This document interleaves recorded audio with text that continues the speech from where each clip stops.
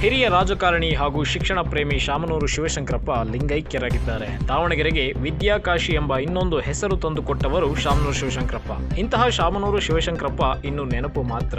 ಅವರ ಅಂತಿಮ ದರ್ಶನಕ್ಕೆ ಜನಸಾಗರವೇ ಹರಿದು ಬರ್ತಿದೆ. ಇಂದು ಸಂಜೆಯೇ ಶಾಮನೂರು ಶಿವಶಂಕರಪ್ಪ ಪತ್ನಿ ಸಮಾಧಿ ಪಕ್ಕದಲ್ಲೇ ಚಿರನಿದ್ರೆಗೆ ಜಾರಲಿದ್ದಾರೆ.